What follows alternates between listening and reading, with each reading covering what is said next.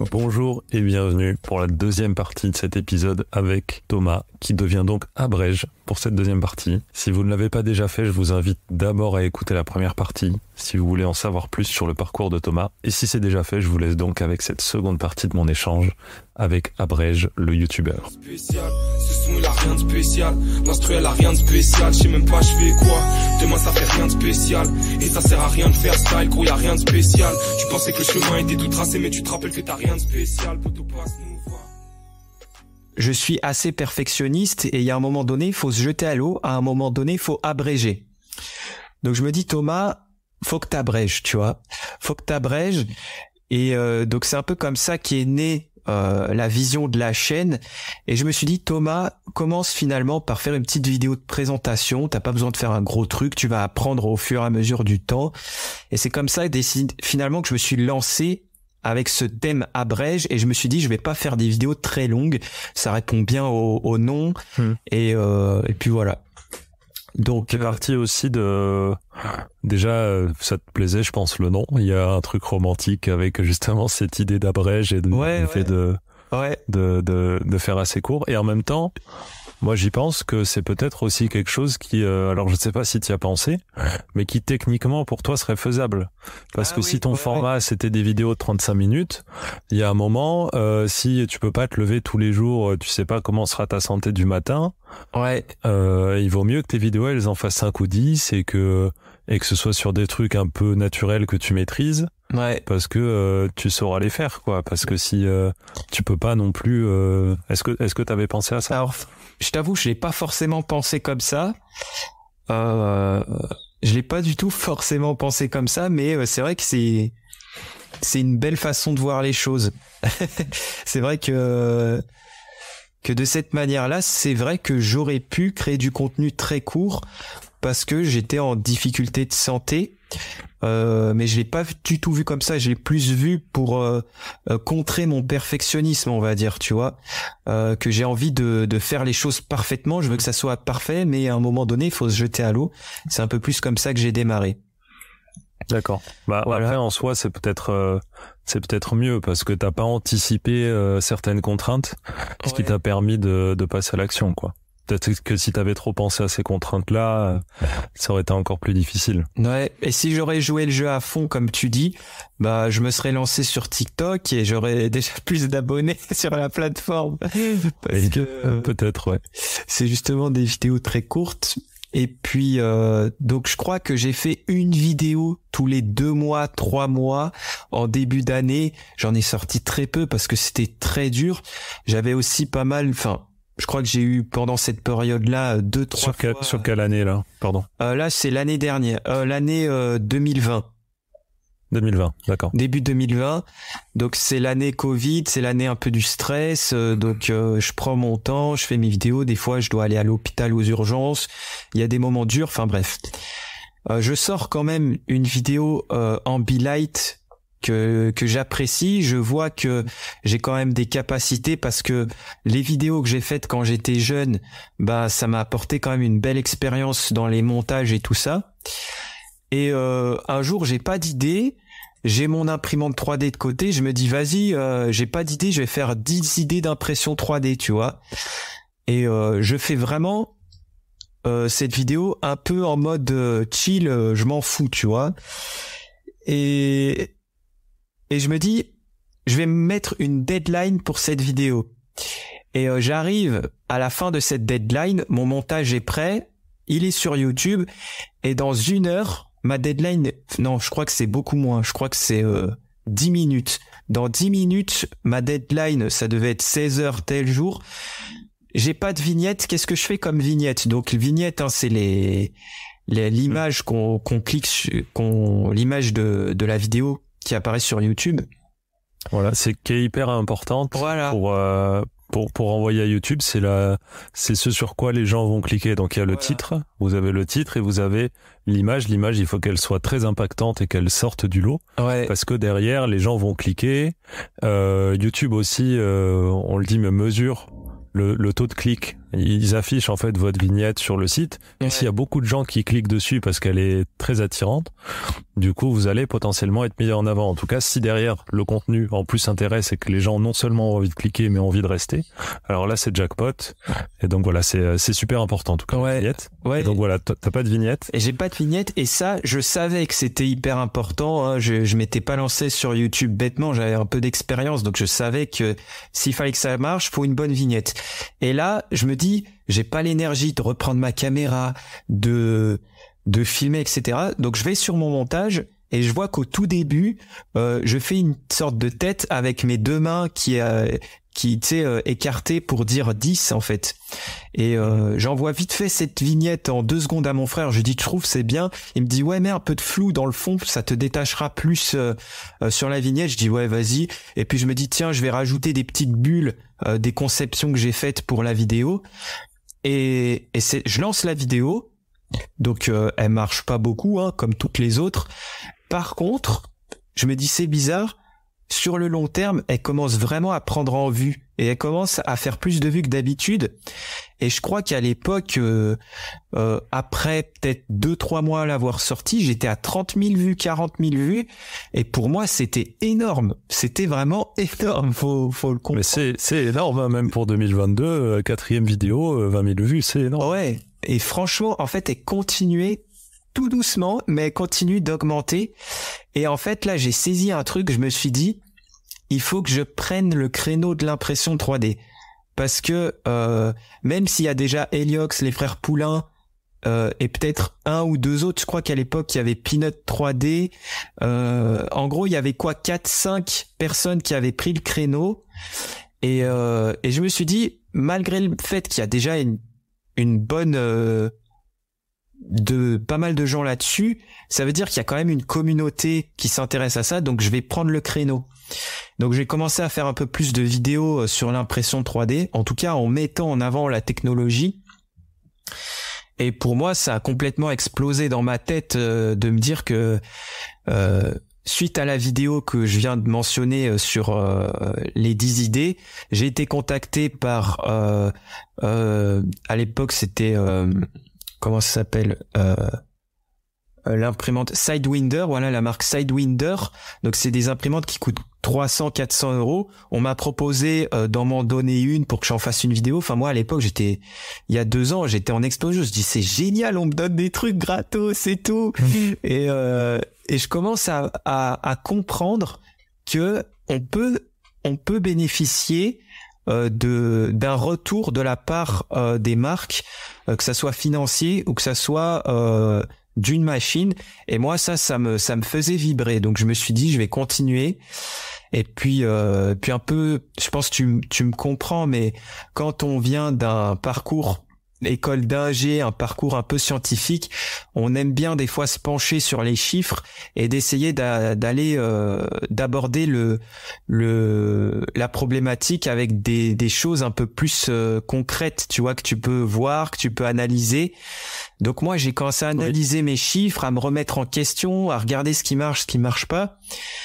Et au fur et à mesure du temps, des vidéos que je sors, j'ai donc essayé le format Actu 3D. Je me dis tiens, il y a personne qui fait de l'actualité sur cette thématique, donc je vais en faire. J'en fais une première, ça bide pas possible. Du coup j'en fais, ma femme elle me dit mais fais-en au moins 3 pour voir si ça marche. Du coup j'en fais 3, je vois que finalement ça plaît, donc je continue à en faire. Et puis ça me démarque un peu des autres, donc je continue. Et puis au bout d'un moment, je me rends compte que l'impression 3D, ça commence un peu à me gonfler. J'ai pas envie de me mettre dans une sorte de prison où les gens viennent voir que pour l'impression 3D, tu vois. Mmh. Donc j'essaye de tester des choses, je teste des formats, tout en gardant l'actu 3D parce que ça m'aide. Donc je fais des tutos. Un jour je me dis vas-y, je fais un tuto sur l'Arduino. Et il y avait déjà quelqu'un qui avait déjà fait ça. C'est une chaîne qui s'appelle U = RI. Et il a fait toute une série de vidéos sur l'Arduino, ça a cartonné. Je me suis dit c'est déjà sur YouTube, pourquoi j'en ferais une, tu vois, moi sur l'Arduino. Je me dis vas-y, tu t'en fous, fais un bon tuto à ton image, à ta sauce. Et ça a pareil super bien marché, alors que je m'y attendais pas du tout. Et je me suis dit, les tutos, c'est une force pour ma chaîne parce que les gens aiment bien les regarder et les gens peuvent s'éduquer. Donc c'est le premier gros point que je retiens sur la plateforme, c'est que quand tu apportes une valeur concrète via un tuto ou comment apprendre à faire quelque chose, même si ça existe déjà sur la plateforme, les gens veulent entendre par ta voix ce que tu veux dire. Enfin, tu peux toujours apporter quelque chose par ta personnalité, même si c'est déjà sur la plateforme. Donc ça, c'est la première leçon que j'ai retenue. Et même en testant, je me dis, il faut que ça, même si j'ai fait 20 000 abonnés la première année, la deuxième année, j'ai fait un peu plus de 20 000. J'ai fait, je crois, 40 000. Et je me dis, punaise, j'ai quasiment fait le même résultat que l'année dernière. Ça va pas du tout, tu vois. Il faut que ça évolue. Et du coup, je suis rentré dans une sorte de remise en question. Je me dis, il y a quelque chose que je fais mal, il faut que je teste des trucs. Donc j'ai testé des formats, j'ai testé un format, je crois, en début de cette année. C'était, je sais même plus le nom du format, mais en gros, j'essaye un truc et si ça marche, c'est pas grave. Mais le but, c'était d'essayer. Format très court. Pareil, ça a bidé. Okay. Ça a bidé, grosse remise en question encore. Enfin bref, je suis arrivé dans un moment où la chaîne n'évoluait plus. Et c'était assez décourageant. Et là, je commence à me dire, je suis peut-être pas forcément... j'ai atteint mon plafond de verre. J'ai atteint le maximum que je pouvais donner et je peux plus évoluer. Par contre, grosse remise en question de cet été 2022, et c'est là que tout a changé. Je vais vous donner mon astuce secrète qui m'a fait donc évoluer et qui a permis à la chaîne de bien décoller, on va dire. Je suis tombé sur une chaîne YouTube, il s'appelle Niklas Crystal. Je sais pas si je le prononce bien, mais c'est en gros Nicolas, mais sans le O, je crois. C'est Niklas Crystal.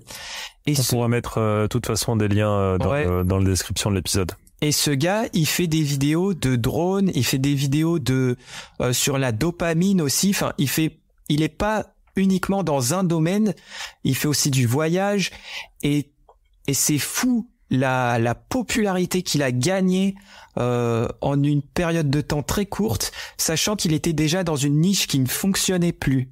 Tu vois, le voyage, les drones et tout, ça a été refait, tu vois. Et donc, ce gars m'intéresse vraiment, tu vois. Et j'écoute une interview de lui et il dit un truc, une phrase très simple qui m'a percuté. Il a dit, il faut montrer ce que vous dites, mais il faut montrer ce que vous faites.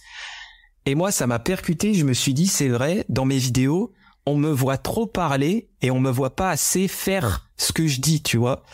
Et c'est vrai que dans ces vidéos, Niklas Crystal, toutes les 4-5 secondes, t'as un nouveau plan et il est en voix off, en fait, et il montre des images sur ce qu'il dit. Et moi, je me suis dit, ok, Thomas, prends à la lettre ce truc et essaye-le à fond. Donc j'ai complètement changé ma manière de faire les vidéos, j'ai fait beaucoup plus de plans filmés et surtout la vignette, je me suis dit montre ce que tu vas dire. Donc j'ai mis en gros le NAS que j'ai fabriqué en gros plan, j'ai mis un gros titre en noir et jaune, un peu comme il fait aussi sur ses vignettes, fabriquer un NAS, tu vois, je crois que j'ai juste mis ça avec le gros NAS en gros plan, tu vois. Je montre ce que je fais. Et ça a cartonné et depuis j'ai gardé cette stratégie et je fais 100 000 vues minimum par vidéo, tu vois.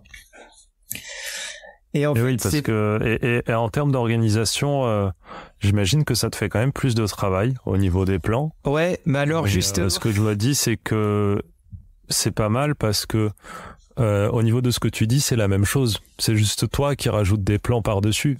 Mais finalement, ton discours, tu le fais aussi en facecam. Tu montres juste moins les plans. C'est peut-être ça, ton organisation. Ouais, en fait, ce qu'il faut savoir, c'est que je suis dans un espace très petit. Hein. J'ai un espace, je sais pas combien de mètres carrés, mais c'est très petit dans l'atelier où je suis. C'est une chambre. Et en fait, j'ai un gros trépied de base. Et pour faire des plans, c'est catastrophique, tu vois.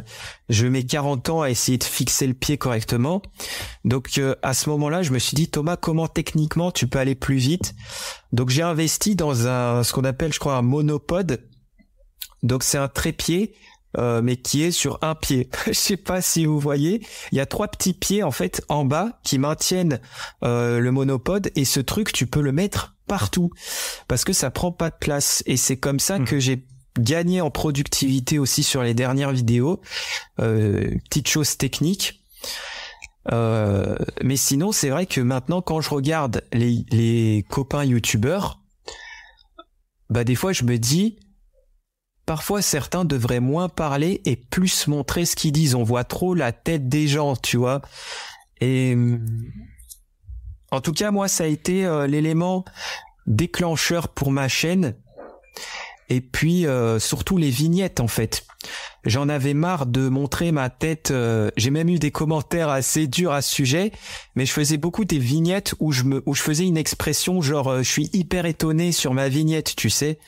Oui, oui, les trucs assez classiques. Assez classiques, en fait. Et je me souviens d'un mec dans les commentaires, il m'a dit, mais arrête de faire ces vignettes, on en a marre, quoi. Et j'ai dit, punaise, en fait, il a raison, quoi. Faut arrêter avec ça, on s'en fout de ma tête, ce qu'on veut voir, c'est ce que je fais. Donc, il faut pas empêcher le fait il faut quand même qu'on puisse me voir dans la vignette pour qu'on me reconnaisse que c'est moi. Mais sinon, je mets en avant l'objet que je fais. Et ça pose une question très intéressante, c'est que maintenant, pour savoir si une vidéo va marcher, je me pose la question avant tout, est-ce que la vignette va marcher, tu vois? Donc dès que j'ai une idée, par exemple, récemment c'était, je sais pas, je prends un exemple au pif, pas forcément d'une vidéo que j'ai faite, mais j'ai pas d'idée qui me vient. Bah sinon t'as le tuto PCB, les 3 gadgets. Ah oui, voilà, par exemple. On prend l'exemple de la dernière vidéo, les 3 gadgets. Avant de faire cette vidéo, je me suis dit, est-ce que si je montre en gros plan une sorte de trousse avec un port USB à l'avant et genre un gros titre à côté, fabriquer des gadgets, est-ce que ça va plaire? Moi, de mon expérience, je me dis bah oui, parce que ça donne envie de cliquer, tu vois. Une trousse un peu technologique, ça existe pas. En plus, ça donne envie de cliquer. Donc je me dis allez, je me lance dans la vidéo, tu vois, dans le concept.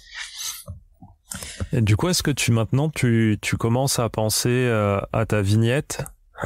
Il y en a qui font ça. Je crois que c'est MrBeast qui dit qu'il a la vignette avant la vidéo. Ah oui. Et c'est pas la première fois que j'entends ça. Alors moi, l'idée de la vignette, je l'ai avant la vidéo parce que je suis obligé de réaliser avant de faire la vignette pour que je prenne la photo. Mais sinon, oui, carrément, c'est toutes les nuits. Parfois, j'ai des insomnies. Ça déclenche des migraines liées à la maladie de Lyme parce que je passe 2-3 heures à tourner en rond dans ma tête pour trouver la vignette parfaite pour ma prochaine idée. Et si je ne trouve pas de bonne vignette dans ma tête, je considère que l'idée n'est pas assez pertinente à montrer aux gens. Et c'est comme ça que je marche aujourd'hui. D'accord. Voilà. Donc effectivement, à part le fait de prendre la photo, sinon ta vignette, tu l'as avant. Techniquement, t'as ton titre et ta vignette, exactement. Et ensuite tu fais ta vidéo, quoi. Ouais, exactement. Et c'est vrai que c'est une façon de voir les choses qui est très cohérente avec YouTube, parce que même si tu fais des vidéos incroyables qui apportent énormément aux gens, la première étape du processus, c'est les gens qui cliquent sur ta vignette. Donc si ta vignette de base n'est pas bonne, le reste ne peut pas suivre, tu vois. Et c'est comme ça que moi, ça me passionne d'en parler, mais quand je vois des chaînes avec des millions d'abonnés qui ne font plus minimum 50 000 vues par vidéo, je me dis, il y a un gros problème.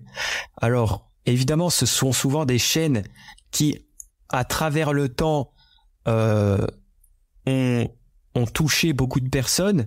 C'est notamment le cas de la tech. On peut le voir aujourd'hui, toutes les chaînes de tech se sont cassées la figure parce que l'intérêt autour de cette tech ne marche plus en fait. Les gens ne sont plus intéressés par ça parce que c'est tout le temps la même chose sur YouTube. C'est un unboxing de quelque chose, c'est tout le temps la même chose et en fait les gens sont saoulés. Et ce que je trouve dommage, c'est que les créateurs de ces chaînes tech, je trouve qu'ils ne se remettent pas assez en question pour dire ok, les gens ne s'intéressent plus à la tech. Donc, on va trouver quelque chose pour que la tech devienne de nouveau intéressante. Et pour ça, il y a plein d'astuces. Moi, une astuce que j'ai pas encore testée, mais que j'ai hâte de faire, c'est de jouer avec l'absurde. Par exemple, tu trouves une idée de vidéo complètement absurde, mais par rapport à la tech, tu vois. Je sais pas si c'est par exemple ta chaîne YouTube, c'est créer des applications. Au lieu de faire, j'ai créé une application pour la productivité, ce qui est totalement cool, tu vois, mais ça a été fait et refait. Pourquoi pas faire un truc complètement absurde? J'ai créé une application pour ma grand-mère et depuis elle mange plus de vin, enfin elle boit plus de vin ou un truc complètement absurde pour regagner l'intérêt des gens. Et je trouve que ça c'est un super plan d'attaque.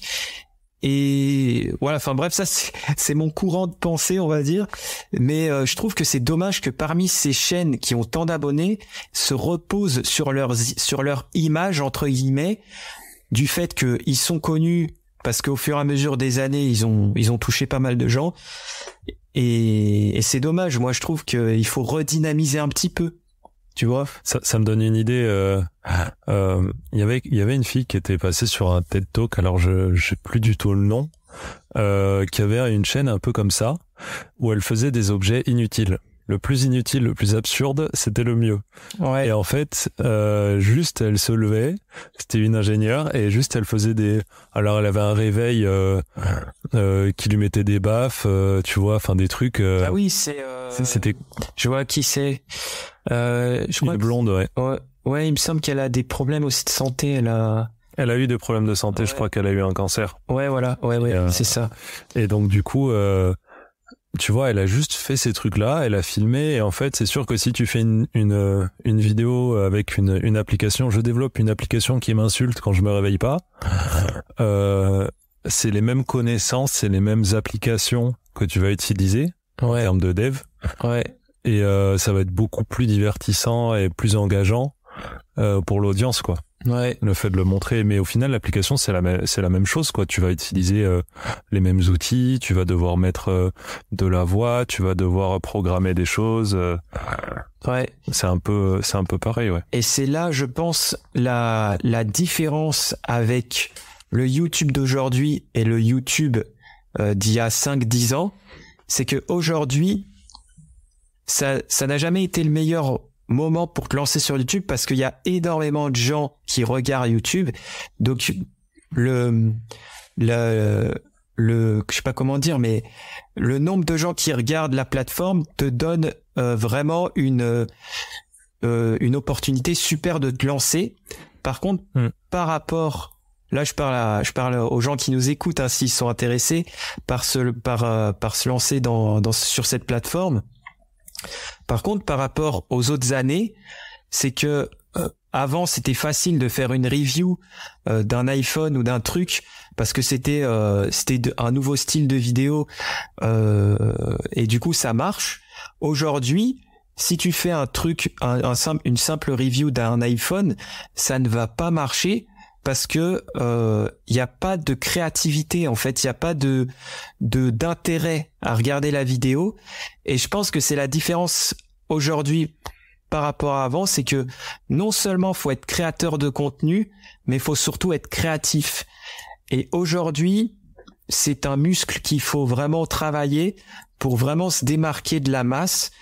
Et je crois qu'on a tous et toutes une singularité à proposer sur la plateforme, tu vois.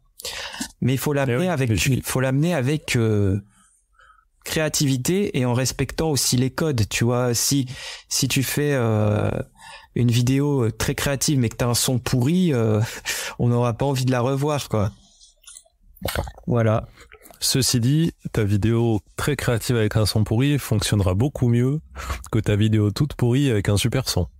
C'est pas faux. Bah, il y aura plus de, c'est comme disait, MrBeast. Donc, c'est celui qui a le plus d'abonnés, hein, je crois, sur la plateforme. Je crois que c'est le plus gros YouTuber du monde avec PewDiePie, peut-être. Ouais. Et du coup, lui, ce qu'il dit, c'est très simple, en fait. YouTube, t'as deux chose hyper importante, c'est le taux de clic par impression. Donc, est-ce que les gens vont cliquer sur ta vignette? C'est le premier truc que tu dois bosser. Et le deuxième truc, c'est est-ce que les gens vont regarder ta vidéo une fois qu'ils ont cliqué? Donc, c'est la rétention d'audience. Donc, c'est les deux analyses qu'il faut absolument regarder en permanence. C'est est-ce que les gens ont cliqué et est-ce que les gens ont continué de regarder? Et si tu remplis ces deux critères, même si t'es on va dire au plus bas de l'échelle sur YouTube, YouTube va forcément recommander tes vidéos petit à petit. Moi, c'est ce qui m'est arrivé. Donc parfois, ça prend du temps. Mais voilà. Ouais, c'est hyper intéressant. Et en plus, il rajoute que il fait pas de fausses promesses. C'est-à-dire, il dit on donne 100 000 euros au dernier qui sort de ce cercle, 100 000 $. Ouais. Et il le fait. Et en fait, ou alors on fait 1 million de Smarties et on fait une piscine et il fait vraiment la piscine avec 1 million de Smarties dans la vidéo. Il sait pas, on tente d'acheter 1 million d'abonnés sur YouTube et puis ensuite quand tu cliques, alors oui ils ont tenté, ils ont vu que c'était trop cher, du coup ils ont fait 50 000. D'accord, mais bon ton titre, tu vois, ça pour moi c'est et il dit il faut pas non plus tromper l'audience. Ouais, il faut tenir ta promesse. Et du coup, effectivement, il faut que ça clique, mais quand ça a cliqué, il faut aussi que tu tiennes ta promesse. Toi, tu tiens la promesse puisque tu montres aussi toute la démarche et tout ça sur tes inventions, en tout cas tes bricolages, etc. Du coup, c'est peut-être pour ça aussi, que ça fonctionne bien. Et pour revenir sur la tech, c'est beaucoup en France. Alors moi, il y a peut-être des chaînes, par exemple comme Nowtech. Qui pour moi apporte quand même quelque chose de plus qualitatif. C'est sûr. Et mais alors c'est pas pour tirer dessus, mais par exemple Romain Laneri, c'est exactement la chaîne qui a 1 million d'abonnés. Qui fait 30 000 vues par vidéo, quoi. Une vidéo sur deux, c'est vos setup des abonnés, épisode 26 000. Tu vois, enfin, je comprends pas trop pourquoi. J'ai du mal à comprendre comment ça marche. En fait, c'est ça. Moi, je me pose aussi tous les jours la question quand je vois ces chaînes YouTube. Je me dis comment tu peux avoir 1 million d'abonnés et faire aussi peu de vues. Alors lui, Romain Laneri, il l'a expliqué. J'ai vu dans ses reels Instagram, c'est qu'en fait, ce sont des gens qui se sont abonnés sur la durée, parce que lui, il a démarré très tôt. Donc les gens qu'il a, on va dire, converti au début de son aventure YouTube, sont peut-être plus forcément intéressés 10 ans plus tard. La personne, elle a peut-être grandi. Donc il y a ce premier facteur que lui met en avant. Et puis le deuxième facteur peut-être qu'il met en avant, mais alors ça je suis pas sûr, ça ne tient qu'à moi, c'est qu'il est, on va dire, financièrement ok, et il est très bien comme ça. Donc il a pas besoin de faire plus, tu vois. Et peut-être que sa vision des choses, c'est simplement de divertir ou de faire un truc sympa en vidéo de temps en temps. Parfois, par contre, il fait des super interviews à des patrons de grandes entreprises. Ça, par contre, je trouve hyper cool. Et moi, je regarde uniquement ces vidéos-là de sa chaîne YouTube. Mais c'est vrai que du coup, c'est pas forcément pertinent pour lui de son point de vue de se réinventer, tu vois.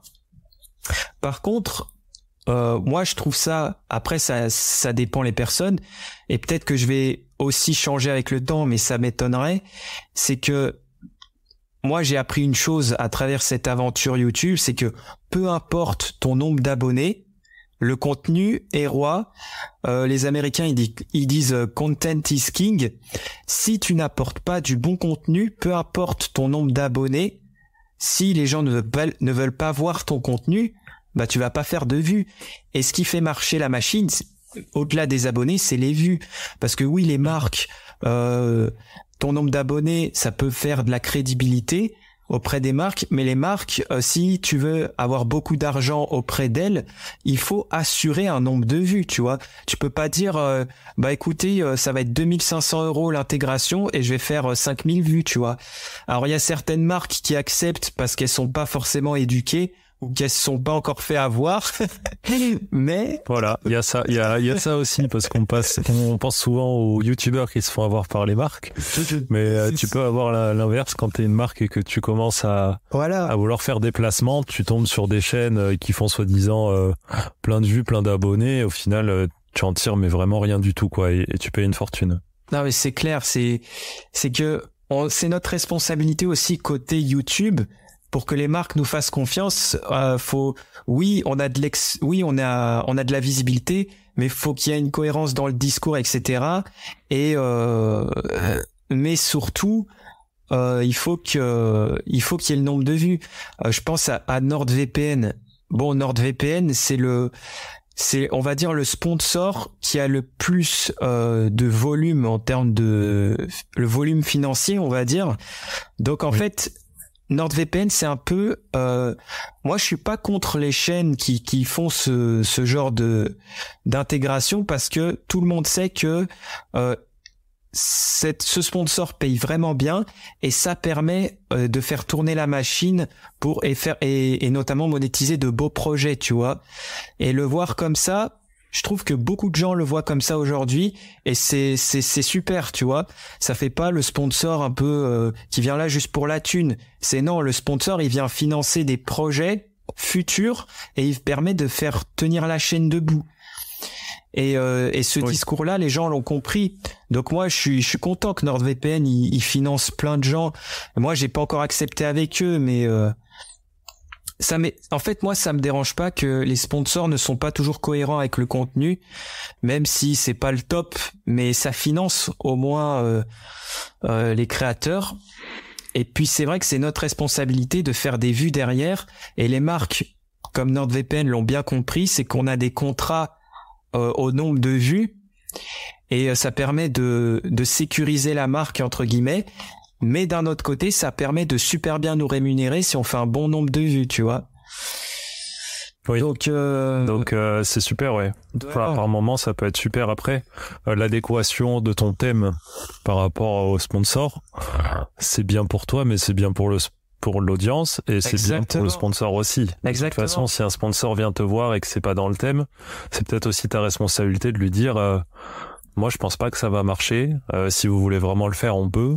Ouais, et honnêtement, peut-être que je peux vous conseiller quelqu'un d'autre parce que tu veux pas non plus décevoir sur les performances commerciales que ton partenaire va faire. Enfin, l'idée c'est que ce soit gagnant-gagnant. C'est sûr. Te permettre de financer tes vidéos, etc. Mais il faut et du coup, toi, t'essayes de faire en sorte qu'ils s'en sortent le mieux possible de tout ça.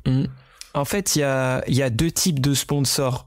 T'as les sponsors qui sont dans le game depuis des années et qui sont là pour se faire de la visibilité sur le long terme. Donc NordVPN, Opera, Rhino Shield, Shadow Legend. Ça c'est des. Mais ça c'est une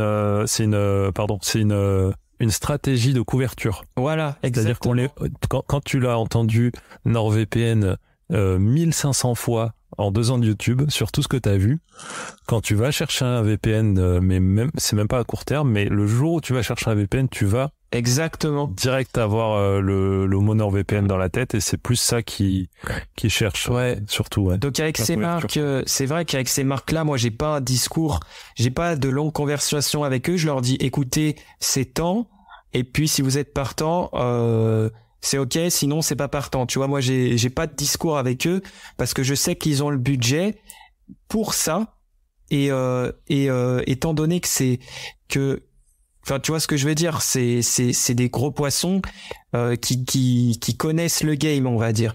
Après pour des marques qui sont des startups françaises, des trucs qui sont beaucoup plus ciblés et beaucoup plus niche. Là, évidemment, moi en tout cas, j'ai un tout autre discours et je suis beaucoup plus select sur ces marques parce que je sais que si je m'engage avec eux sur un certain budget et que derrière il y a pas de conversion, ils vont pas apprécier travailler avec moi. Donc je préfère leur dire dès le début. Enfin, en général, je reçois le mail, je réponds même pas parce que voilà, j'en ai trop des fois. Donc voilà. Il y a deux discours différents. Et t'as les chaînes, on va dire, qui nous permettent de financer correctement nos vidéos, c'est les NordVPN et tout. Et t'as des produits hyper intéressants qu'on peut mettre en avant, qui sont en adéquation avec notre communauté. Et là, on discute vraiment, parfois c'est des budgets plus serrés, mais avec de l'affiliation, ça peut convertir, enfin ça nous encourage à convertir plus de gens, à se donner à fond pour eux et d'avoir un vrai donnant-donnant comme pour la marque, comme pour le créateur, ouais. Voilà, à ce moment-là, tu vas plus fonctionner sur un système à la performance où si vraiment ta vidéo cartonne, que derrière il y a un bon taux de conversion sur le produit, derrière c'est toi qui va être rémunéré dessus. Ouais. Tu diminues un petit peu le risque aussi pour ton partenaire qui lui te rémunère à la performance et vice versa, toi ça te pousse. Mm-hmm. Du coup, ouais, c'est intéressant. Ouais. Donc du coup, on arrive du coup sur les partenariats. Donc, ouais. Si tu veux bien qu'on fasse le retour sur le projet du coup qu'on a eu tous les deux. Ouais, avec plaisir. On peut enchaîner sur ça. Ouais. Si tu peux. Donc cette partie, ouais. c'est cette partie. Donc là, on est sur la partie vraiment YouTube. On va faire un retour. En fait, on a fait un projet ensemble. La genèse du projet. Alors, j'ai fait une vidéo YouTube sur la chaîne Kibodo. Ouais. Qui parle justement de ce projet. Donc ça montre un petit peu l'origine de ce projet. C'est-à-dire que moi, j'avais vu que tu avais une série d'impression 3D d'un clavier mécanique. À ce moment-là, déjà je l'ai vu cette vidéo, mais quand tu l'as sortie bien avant, de manière perso quoi, c'était mon coloc qui l'avait mis sur la télé parce qu'on regarde tout le temps YouTube, etc. Ouais. Et le jour où j'ai eu un projet où je voulais faire un clavier custom, enfin je voulais passer à autre chose sur qui s'appelait Bamboo Electronics à cette époque-là, la marque en 2020. Ouais. Je voulais passer à un niveau supérieur, je voulais un truc custom. Depuis le début, j'autofinance tout. Je suis sur des produits je suis assez contraint au niveau des designs et tout. Je me dis, il faut que je sorte un produit inventé, disons. Ouais. Mais impossible de le faire tout seul, quoi. Là, je peux pas ce mythe de tu passes 6 mois dans ta chambre à faire un truc de génie, tu le sors et ça cartonne. C'est pas réaliste. Ça se vérifie pas. Ouais, puis surtout c'est un minimum de sécurité, d'audience, de sécurité quoi. Ouais, puis surtout se lancer, je trouve que t'es assez courageux de te lancer dans un commerce physique où tu vends des vrais objets parce que ça demande toute une question logistique, les marges, etc. C'est pas comme des produits digitales où tu peux vendre à l'infini et t'as aucune problématique de ce point de vue-là.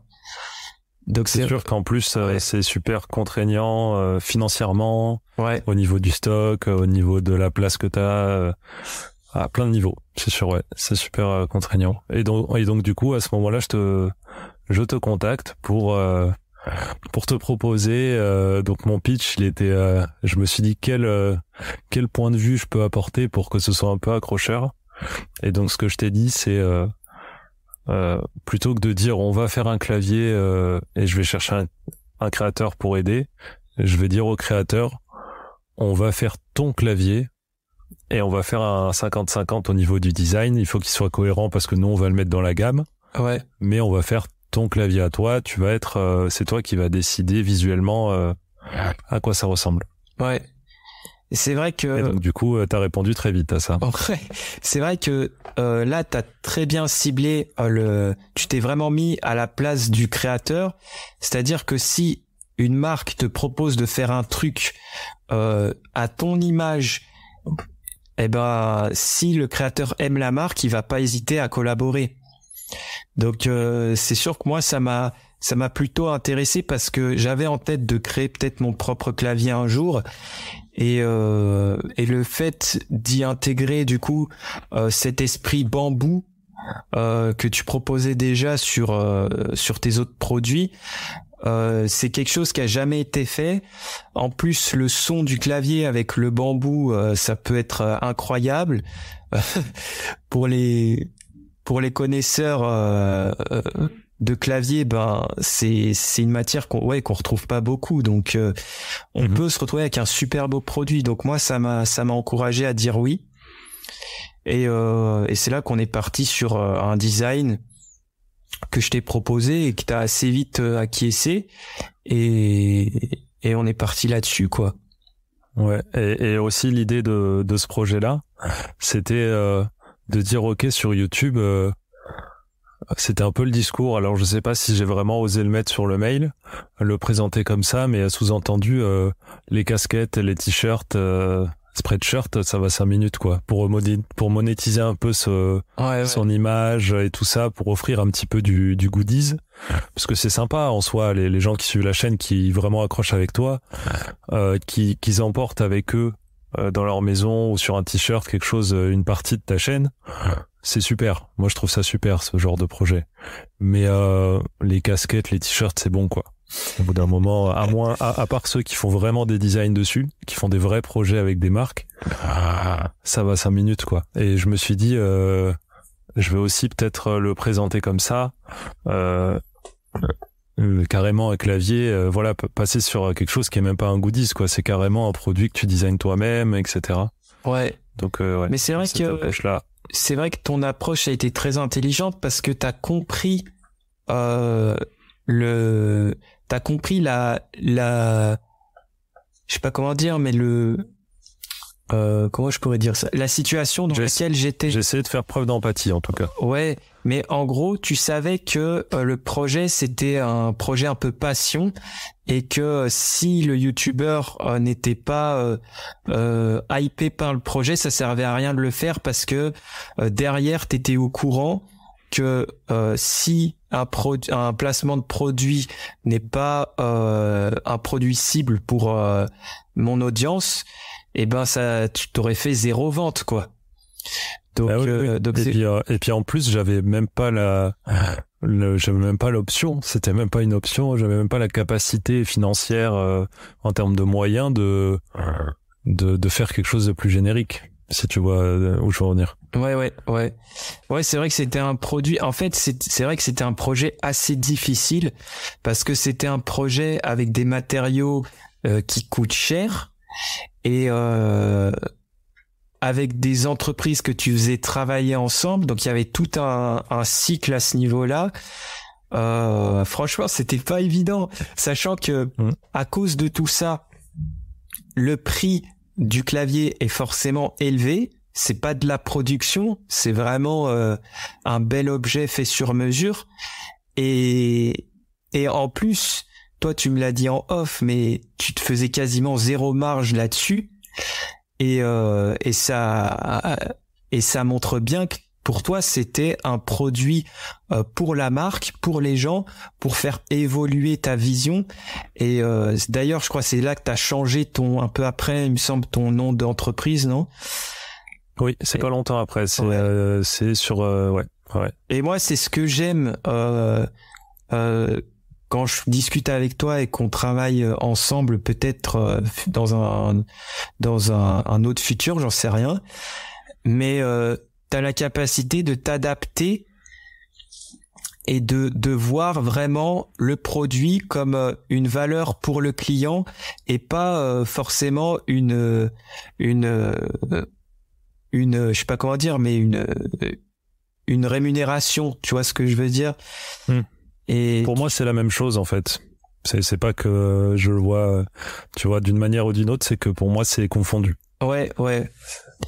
En quelque sorte, même s'il y a des choses qui arrivent ça existe, hein, des produits qui sont mauvais, qui se vendent, etc., des projets, mais globalement, il me semble que c'est quand même assez synchronisé. Ouais. Enfin, en tout cas, moi, c'est l'impression que j'ai eue sur ce produit-là. T'as voulu vraiment mettre en avant l'image de ta marque et ta vision pour les gens, plutôt que de faire des produits en dropshipping, quoi. Voilà. Et je l'ai vu long terme, hein, je te l'ai dit, effectivement, il n'y a pas eu de bénéfice.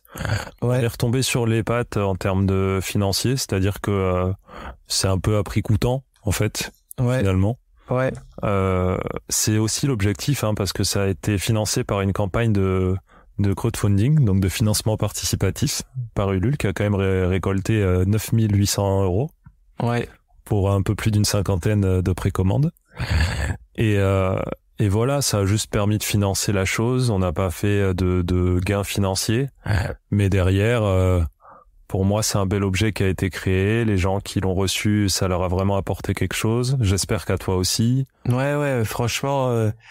Et pour l'avenir, si je dois montrer de quoi on est capable, tu vois, sur peut-être un nouveau projet de ce type-là, je peux montrer ça. Parce qu'on l'a déjà fait une fois, et peut-être que la prochaine fois on sera plus rentable et qu'on pourra en faire plus. Ouais.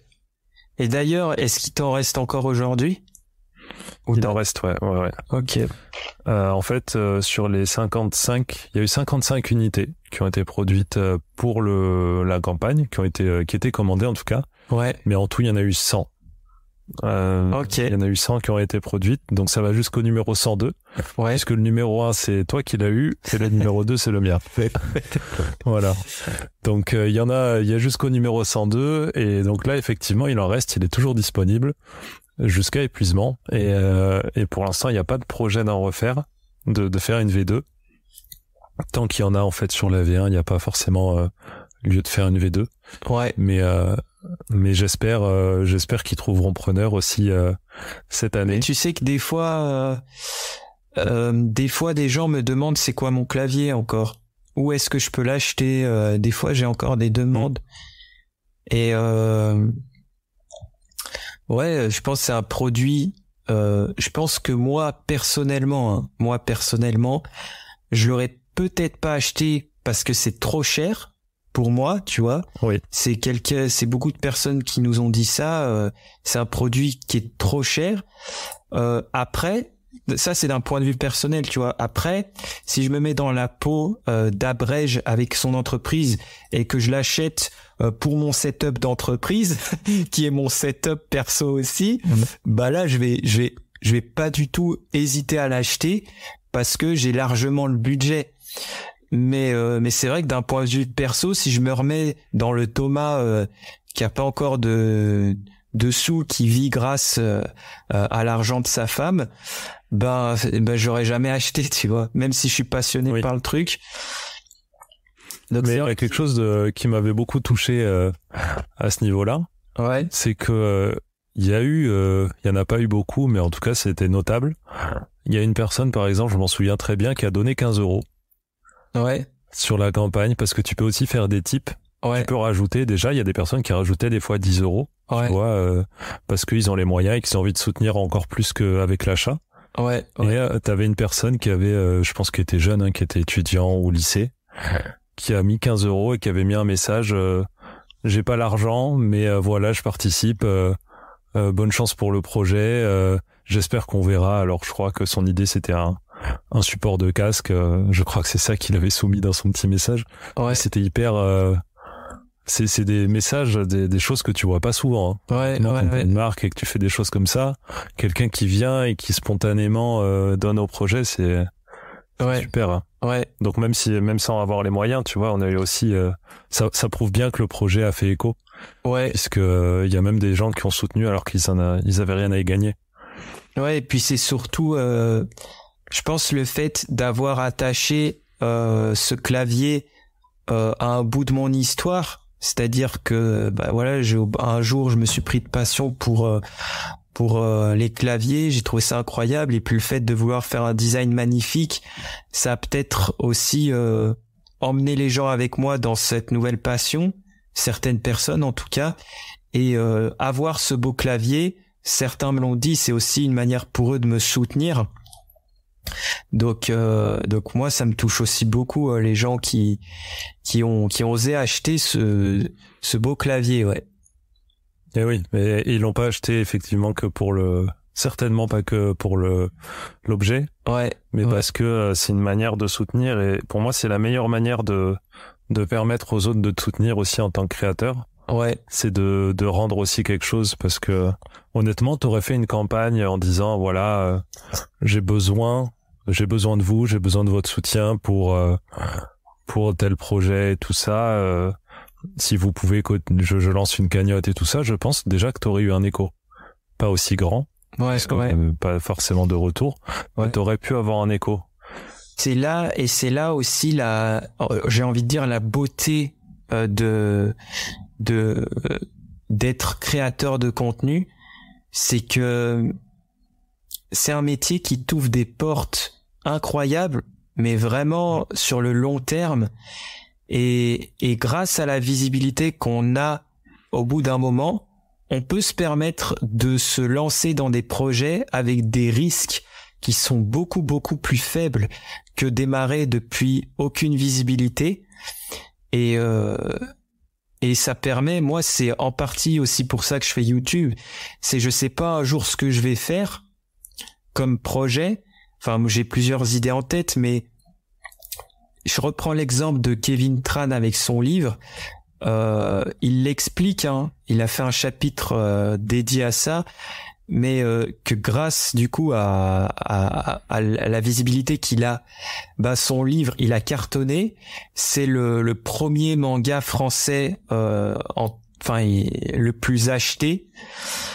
Et il a fait tout un chapitre sur le syndrome de l'imposteur, que parce que t'as de la visibilité et que tu sors un projet, les gens vont venir te critiquer.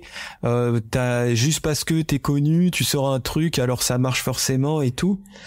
Alors c'est un combat à avoir du coup quand tu gagnes en visibilité, mais c'est pas pour autant que cette visibilité, on y travaille tous les jours pour justement après pouvoir faire des projets qui peuvent cartonner, tu vois.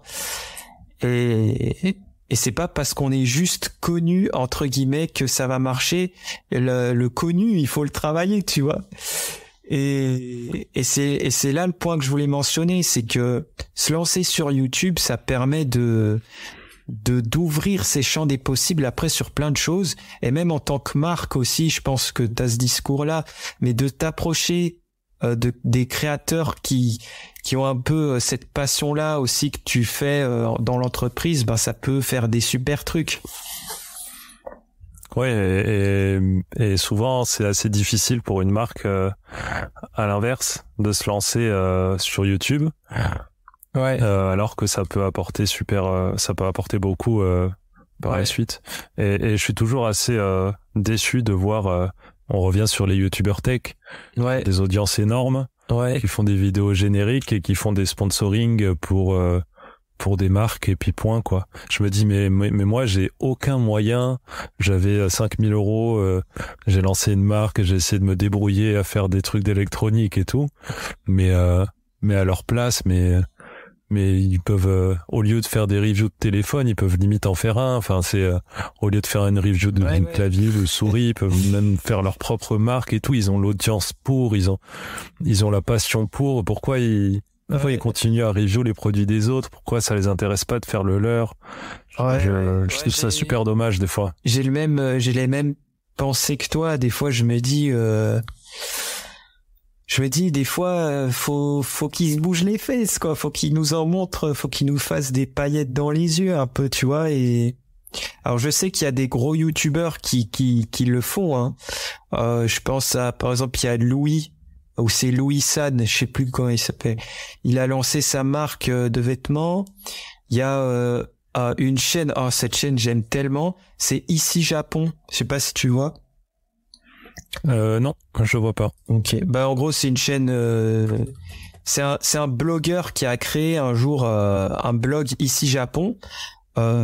Puis c'était un des blogs les plus connus pour apprendre le japonais sans payer en gros, et je crois qu'il a sorti du coup sa chaîne YouTube un jour. Il a fait des vidéos sur le Japon et ça a super bien marché. Aujourd'hui je crois il a près d'1 million d'abonnés, et bien il y a pas si longtemps que ça il a sorti une deuxième chaîne qu'il a appelée Ici Japon Corp, et en fait il montre toute la phase cachée de son entreprise au Japon.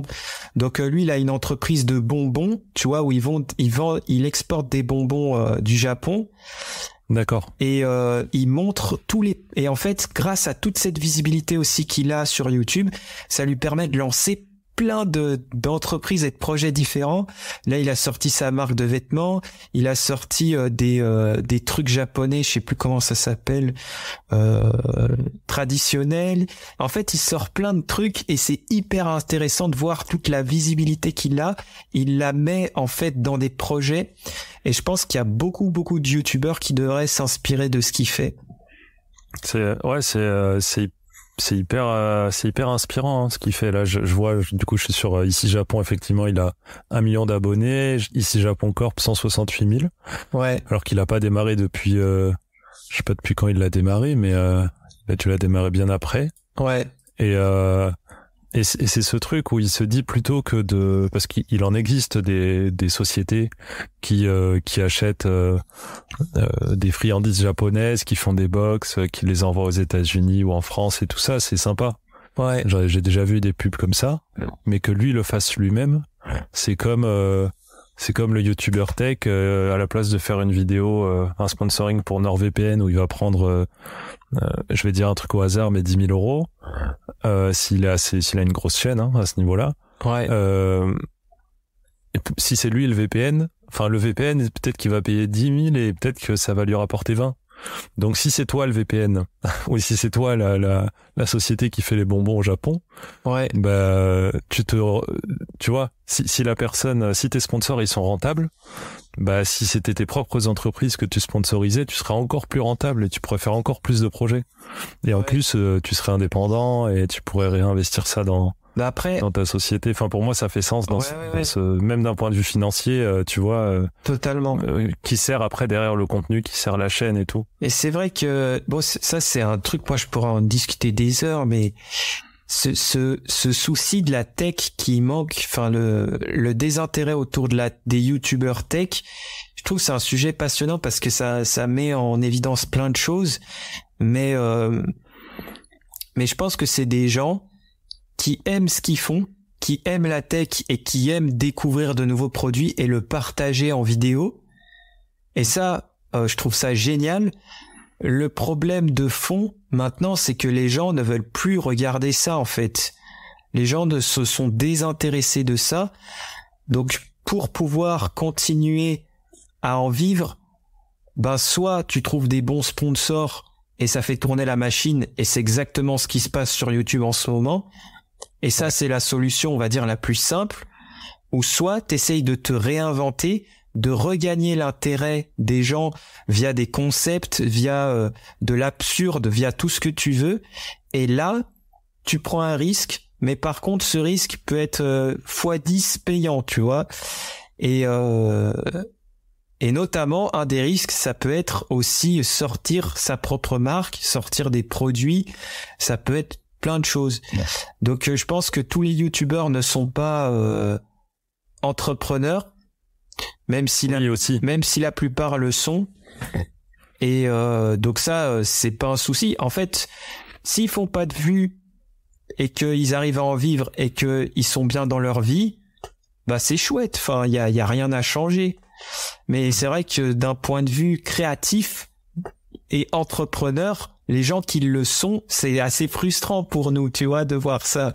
Mais c'est tout de mon point de vue, c'est affolant. Hein. C'est affolant de voir des chaînes avec autant de visibilité, de gens qui sont intéressés. En plus, c'est très spécifique comme thème et tout, et qu'ils en fassent ce qu'ils en font. En tout cas, le minimum de mon point de vue. J'ai pas tout le. Moi, j'ai que ma vision extérieure. Je veux pas attaquer, mais je trouve ça affolant. Il y a tellement, il y a des potentiels inexploités, je trouve. Ouais. Mais tu vois, en termes de tech, je sais pas s'il y a un vrai désintérêt pour le sujet. Parce que, en tout cas en France peut-être, mais c'est juste que t'as pas de contenu. Moi je crois. Parce qu'aux États-Unis, moi je regarde beaucoup la tech, ça me passionne, mais depuis toujours. Ouais.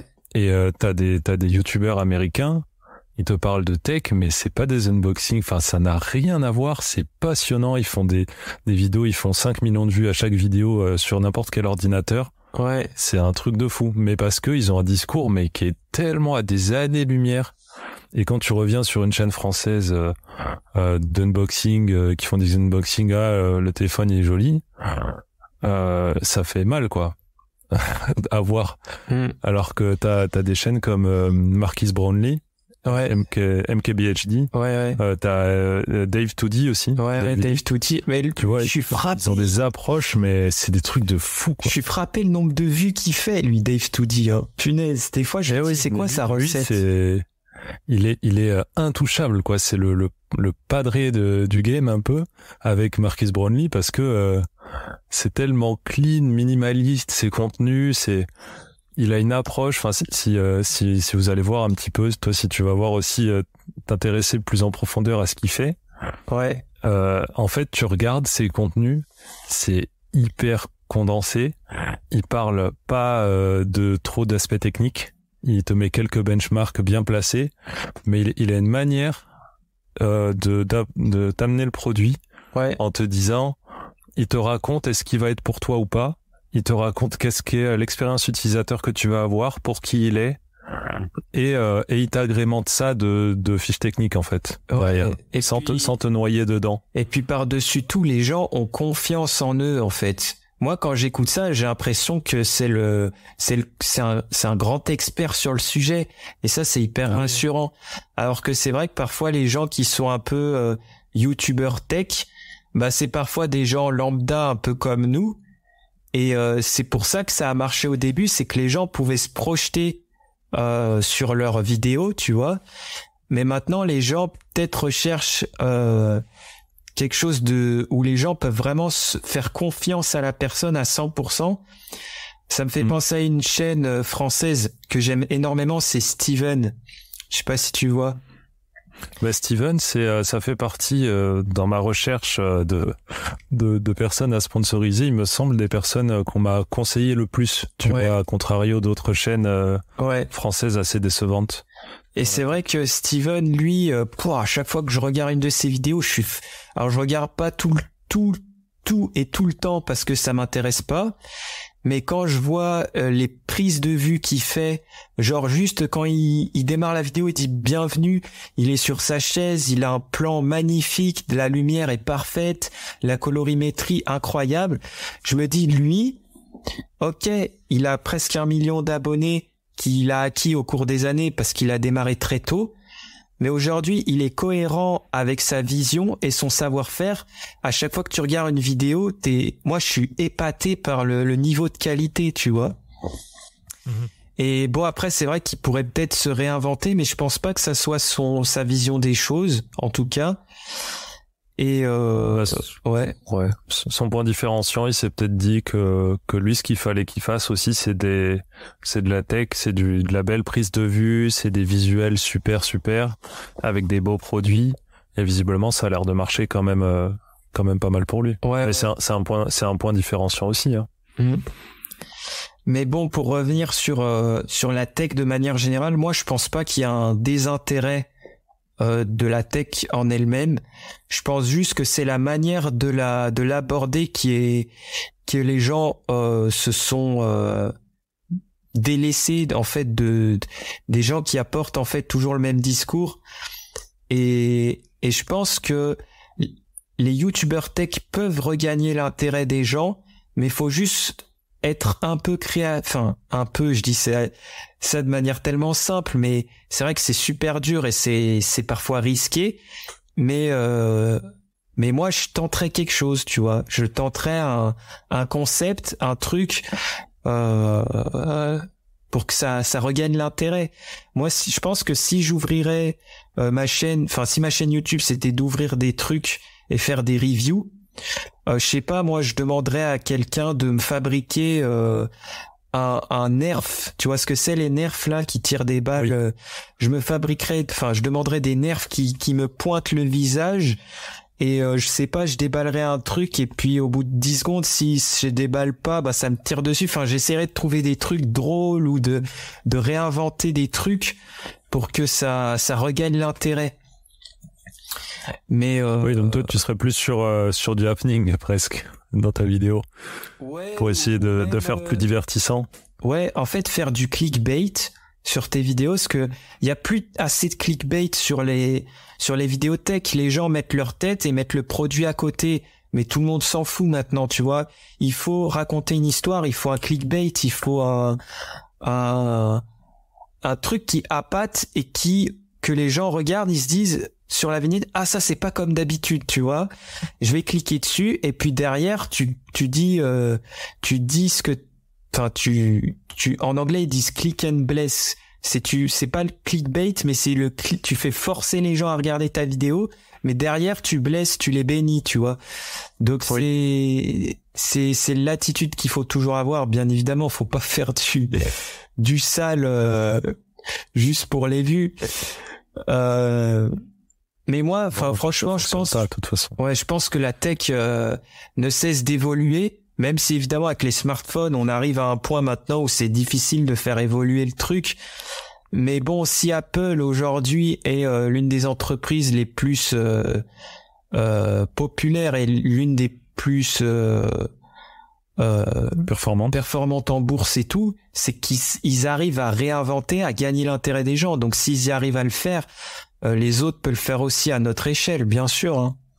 Et oui, ils ont les mêmes usines, les mêmes contraintes, les mêmes endroits de production, tout ça n'est pas si différent. Hein. Moi, ce qui m'intéresse beaucoup quand je regarde une chaîne YouTube de tech, que je regarde par exemple Dave Lee, Dave2D, ouais, ou MKBHD, les deux ont une approche différente. Et ce qui va m'intéresser, c'est ce produit-là. Pour l'instant, je me suis pas fait un avis. Ok, l'iPhone 14, il a l'air exactement comme le 13.